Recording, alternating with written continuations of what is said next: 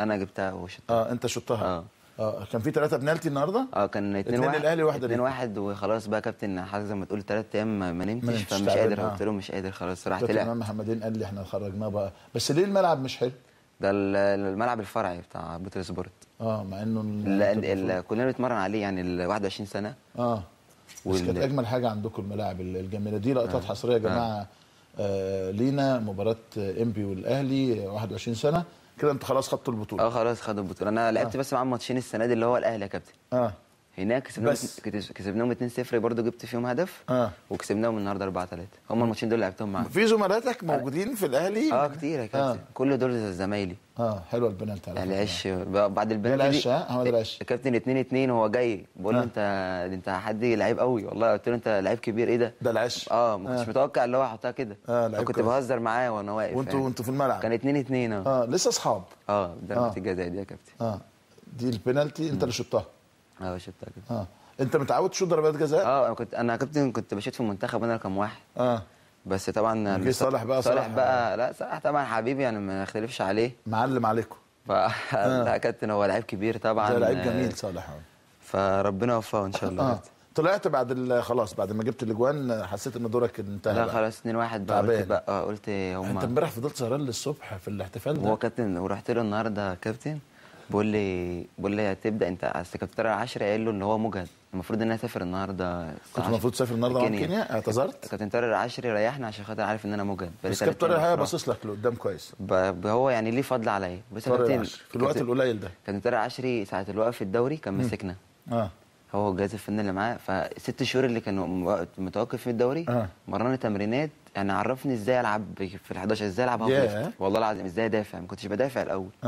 ازاي ادافع. فهو ده اللي يعني عمل معايا دور جميل جدا والله بشكره عليه.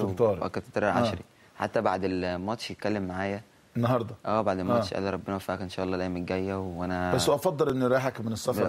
حتى قال لي كابتن طارق عبد الله المدير الفني بتاع ال 21 سنه قال له ريحه ونزله الشوط الثاني. فالكابتن طارق عبد الله لما كان بيتكلم معايا قلت له لا يا كابتن انا ابدا وبعدين انا قادر ابدا لما احس ان انا مش قادر هقول لحضرتك. هنجيب لكم بقيه الاجوان. طيب خليني ارجع تاني لان البدايات مهمه. اتنقلت الامبي ازاي؟ مشيت من النادي الاهلي لقيت كابتن امام على طول واخدنا على امام محمدين. ده ايه ده صياد.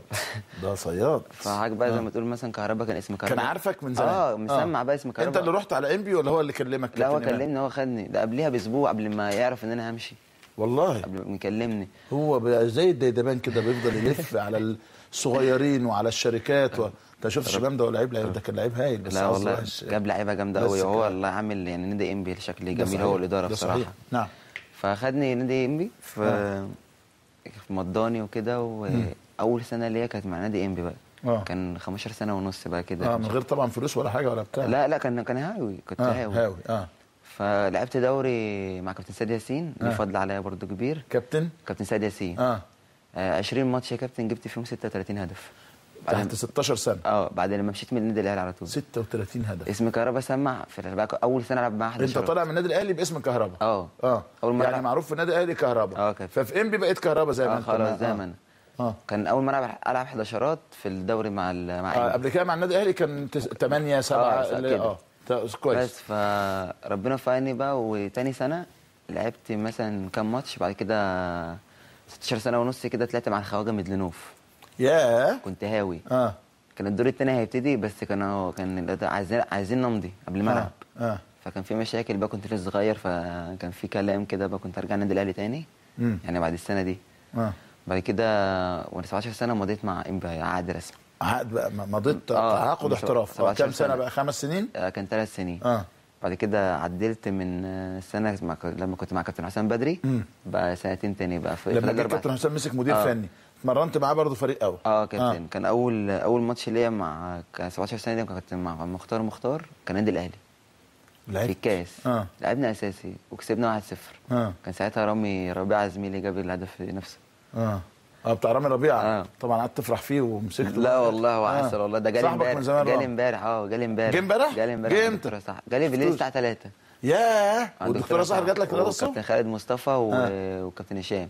كلهم جم الساعه بعد انا مشيت بقى. انت حضرتك بقى انت كملت الليله بقى. بس انا قعدت عندك كتير والله. ربنا والله كابتن ربيع وكابتن كان احسن حتى اسال على حاجات كتير ما انا كلمته عشان يجي والله، بس هو اتاخر وانا كان اليوم. طب قول الو.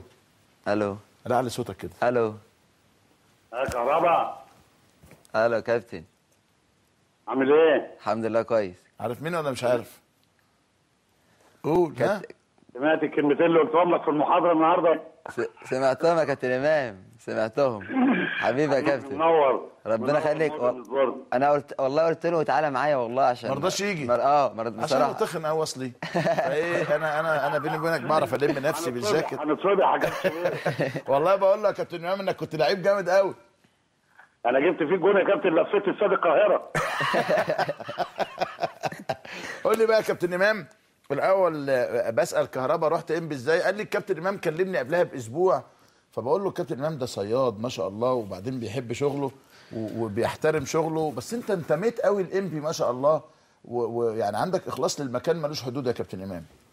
والله يا كابتن شوبير، يعني انبي بالنسبه لنا يعني عامله زي سكنتنا او احنا سكناها، لان ليها فضل كبير علينا في مستقبلنا الوظيفي والعملي والرياضي. صحيح. عارف احنا كنا نجوم بساط في السويس او البلاستيك، ما خدناش حظنا بالشكل القوي، لكن الحمد لله نادي انبي وشركه انبي ليها فضل كبير علينا. ولما في 2003 بعد ما انبي تبوأ مركز الرابع في اول سنه ليه في الدوري الممتاز، كان في رؤيه لسياده الوزير سامح فهمي، الحمد لله انه خرج بسلامه، انه يعمل قاعده. بقول لك ايه، عايز تتكلم مع الوزير سامح فهمي اتكلم زي ما انت عايز، انا ما عنديش هنا اي خطوط حمراء خلي بالك، ولا بيهمني الكلام الفارغ ده كله، والقضيه بالنسبه لي واضحه جدا يعني. راجل ليه افضال علينا في قطاع البترول، وهو سبب كبير في القيمه اللي فيها انديه البترول، ما حدش يقدر ينكر الكلام دوت. نعم.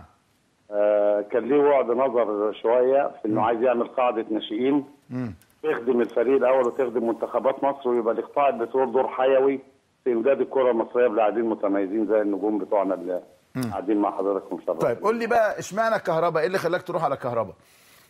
لا انا حافظ كل لعيبه الاهلي في كل مراحل السنيه. حافظهم؟ لا 25 لعيب اللي متقاعدين في كل مرحله سنيه حافظها. ياه. اهلي زمالك مقاولين انبي اسماعيلي. فبتبقى عندك احيانا النادي الاهلي احيانا بيعمل حاجه اسمها اختبارات مقارنه يا كابتن شوبير. اللي هم ال 10000 اللي بيجوا لهم في الاختبارات بيطلعوا مثلا منهم 20 30 ولد. فبيروحوا عاملين لهم حاجه زي ضرب كده، ايه، ال 30 اللي جايين من بره يضربوا في الفريق القديم. اختبار اسمه اختبار مقارنه. في كل الاحوال حتى لو هو ما خدش لعيب من المتميزين، لان انا ما عنديش عنصر جذب زي النادي الاهلي قيمه كبيره طبعا، مش عايز كلام، ونادي تاريخه ونخلته بقى لها 100 سنه وزياده. نعم. فبالتالي انت بتقول لو حتى النادي الاهلي ما وفقش في اختيارات لعيبه من الخارجين دول، هو وفر عليك انك ممكن تتحصل على لعيبه او اثنين او ثلاثه، في ظل ان انبي ما كانش ليه الصحوه او الشهره اللي تخلي ناس يجي يلعب في المكان ده. نعم. فكان عندي خلفيات ان هم الاختبارات المقارنه دي بيمشوا لعيبه. كان عيني طبعا ما صدقت ما سمعت كهربا وبعد، وهو كان لعيب مميز في صغره وعامل زي النحله كده، كان فعلا هداف بالفطره وعنده ثقه في نفسه وكان متفرد الحقيقه. نعم. يعني كان من بختنا بقى ونصيبنا. طيب عايز اسالك، هل كهربا جات له عروض يا كابتن امام؟ والله هو كهربا يعني بتبقى دايما يا كابتن شوبير عباره عن تليفونات من فرنسا، واحد يكلمك انا مثلا مسؤول نادي كذا، هل ممكن اخد تليفون رئيس النادي، هل ممكن اخد رقم الفاكس، لكن بشكل رسمي جوه النادي كلها عروض تليفونيه. فمصر تونسي يكلمك من الجزائر يقول لك انا معايا عرض من نادي فرنسي، عندي عرض من نادي اسباني، ممكن اجي القاهره اقابلكم، نقول له اتشرف. فهو يعني منتظرين بس بعد المهندس محمد بدر النهارده هيسافر مع بعثتنا في جورماهيا الكيني، مجرد ما هيرجع هندرس كل الاوضاع دي ونقابل كل الحاجات الخاصه بلعبتنا. كهربا انت نفسك تحترف، نفسك تاخد تجربه الاحتراف؟ اكيد طبعا، كل واحد وليه حلم ان هو يحترف طبعا، بس الاولويه طبعا لنادي انبي طبعا، لان الناس دي شايفين مصلحتي. فانا يعني ما عنديش مانع حتى لو هم رفضوا اي عرض، انا اهم حاجه النادي هو عارف مصلحتي. هل كان في كلام من نادي بنفيكا البرتغالي زي ما سمعنا، ولا كان كله مجرد كده مناوشات يعني. هما كان هناك حضرتك كابتن كشافين. كشافين مظبوط. كان بنفيكا وكان باريس سان جيرمان. فمرسالة كان كشافين جايين وبيتكلموا كده، فكانوا بيسالوا، فانا الناس اللي كانت قاعده فوق كانوا على طول بيتكلموا معايا. فجم بيسالوا الناس دي عليا على طول. فبكهربا وكده بعد ماتش نيجيريا خصوصا. طبعا. معلش احنا ممنوعين من عرض الاهداف، والله نفسنا نعرض لك اهدافك كلها. ربنا يخليك يا كابتن. فاتكلموا قالوا كهربا، فانا قلت لهم انا مش بفكر مع النادي، مش بفكر في حاجه دلوقتي. بس خدوا التليفونات وكل حاجه. كل حاجه. قلت لهم انا بركز دلوقتي مع المنتخب، بعد كده اروح النادي والنادي هو اللي يتصرف. انا ما بسالش حتى كابتن امام لما قابلته النهارده ما سالتوش على حاجه ولا اتكلم معاه، لان هو شايف مصلحته هم هيكلموا. كابتن امام لو في عروض محترمه هتسمحوا للاولاد ان هم يحترفوا ويسافروا، وانتوا عندكم التجربه دي قبل كده مع المحمدي وغيره من اللعيبه؟ كان محمدي وعمرو زكي طبعا سابقا. لكن كان جه عرض من حوالي شهرين من نادي اودينيزي وغرناطه الاسباني لصالح جمعه تحديدا. واعتقد في رابطه كابتن شوبير ما بين نادي غرناطه ونادي اودينيزي مالك واحد او حاجه زي كده. وحط لنا اوبشن معين كده، يعني لو لاعب مش عارف ايه هنديكوا ايه، طب نعمل ماتش نجيب اودينيزي يلعب في القاهره تاخدوا مبلغ 600,000 ارقام. احنا لقينا ان العرض مش متناسب، وخاصه ما تقدرش تستضيف فرقه زي اودينيزي او غرناطه تلعب ماتش هتسوقوا ازاي في مصر في الاجواء. صحيح نعم. فقلنا يعني احنا ايه اللي هيخلينا ناخد قرار دلوقتي في شهر يناير؟ ما نصبر لمارس يلعبوا افريقيا الاولاد ويبقى في عرض جيد ليهم. نعم. لكن مجلس اداره النادي يا كابتن شوبير واخد قرار بدري، اي لعيب من اللعيبه الصغيره هيجي لهم عرض مفيش مشكله في انتقاله طالما يناسبه ويناسب. احنا برضه لينا هدف قومي شويه، ان لو لعيبه طلعت وسمعت باسم انبي هتبقى فرصه طيبه لينا ماديا في ظل الانفاق. طبعا انت عارف ان الظروف الاقتصاديه طبعا طبعا. فبالتالي يبقوا في استثمار في اولادنا دول، وفي نفس الوقت نحقق لهم رغباتهم طالما هي دي رغباتهم هم في الاحتراف الخارجي يعني. بنبارك لك النهارده ببطوله الشباب بالفوز على الاهلي 4-2. فاضل مباراتين كده انتوا حسمتوا البطوله يا كابتن امام خلاص. الحمد لله الحمد لله. احنا اقتصرنا مع النادي الاهلي بطولات السنه دي يعني عامه. اخذنا 5 بطولات في بطوله القاهره السنه دي، انت عارف كانوا عاملينها كابتن شوبير. ما عملوش جمهوريه السنه دي. القاهره الانديه السوبر. نعم. والنادي الاهلي اعتقد خد 5 بطولات، بيخاطب في الثانيه اللي هي 19 سنه مواليد 93. احنا مشكلتنا ان احنا المجموعه الكويسه اللي عندنا 93 حاطينها في فريق الشباب. مش حاطينها في سنها. يعني بنلعبها في مواليد 91. ايوه. وهم اوريدي ما بيشاركوش في الفريق الاول. مفيش بس غير كهربا اللي بيسخن شويه في ماتشين الاهلي عايز يلعبهم. بقول انا جبت هنا وجبت هنا في الماتشين. والحقيقه عمل ماتشين رائعين. هو بيخلص طاره بقى، احنا مالناش دعوه بالقصص دي. حبيبي يا كابتن ربنا يخليك. ربنا يخليك كابتن امام، وبالتوفيق دايما ان شاء الله. توفيق ليك كابتن شوبير، ومشكر لحضرتك. اشكرك شكرا جزيلا. واضح كمان انه النادي عندكم بيدور بشكل كويس يا كهرباء، يعني انتوا مبسوطين. محترم والله يا كابتن. في الجزائر الناس كانوا بيسالوني نادي ايه، لاي نادي بتلعب في مصر، ناس كتير جدا. قال لهم كانوا يقولوا لي الاهلي الزمالك مع امكانياتي، فقلت لهم لا انا نادي انبي ده احسن نادي في مصر في كل حاجه.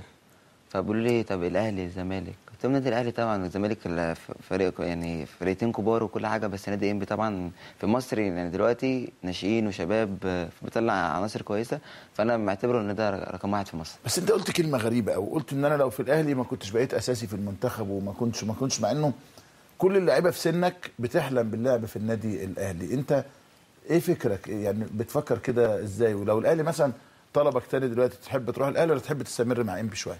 زي ما حضرتك يا كابتن، النادي الاهلي طبعا فريق كبير، بس طبعا انا مع النادي انبي هم عارفين مصلحتي فين، فانا ما ينفعش ان انا اقول اروح النادي الاهلي او الزمالك ولا اروح في اي حته. انا تحت امر النادي لو جالي عرض هو اللي يوافق. هو بس انت حابب تكمل في انبي؟ انا حابب يا كابتن. واضح انه فرصتك اكبر في انبي. اكيد طبعا يا كابتن، الناس بيعاملوني باحترام كله يعني بيحبوني فمن صغري، فانا يعني بشكرهم على عايز اكلمك على المعامله الماديه. في معامله ماديه كويسه هناك؟ كويسه جدا يا كابتن. الحمد لله جدا يعني. فعلا يعني قبضكم منتظم، مكافئاتكم منتظمه، ما عندكوش ازمه خالص؟ النادي اللي في حضرتك يعني يمكن ما تسمعش عن النادي انبي في اي حاجه بتتاخر. صحيح. اي حاجه بتتاخر من اداره النادي الانبي او انبي وكابتن طارق العشري على طول بيجيبها لنا. مفيش حاجه بتتاخر كده. بس انت على صغر سنك ده اشتغلت مع الكابتن حسام البدري، واشتغلت مع الكابتن مختار، واشتغلت مع الكابتن طارق، واشتغلت يعني مع عدد مع ميلادينوف، يعني مدربين كتير في وقت قليل فادوك ادوا لك خبره كويسه. اكيد طبعا يا كابتن. انا من 16 سنه ونص لحد دلوقتي 19 سنه اهو. هتم 19 سنه يوم لسه 13. تمتش يوم كام؟ يوم 13/4 ان شاء الله. ما شاء الله، مبروك، كل سنه وانت طيب. طيب يا كابتن. فهتم 19 سنه، يعني بقى لي سنتين ونص طبعا باخد خبرات من لعيبه كمان. لعيبه يا كابتن محترمه جدا، لعيبه كتير قوي يا كابتن. كل اللعيبه الكبيره طبعا يعني بنقول لهم طبعا انا صغير فبقول لهم يا كباتن اول. دلوقتي عشان بقى بيحبوني وبعشم فعادي، خلاص بقى مصحاب.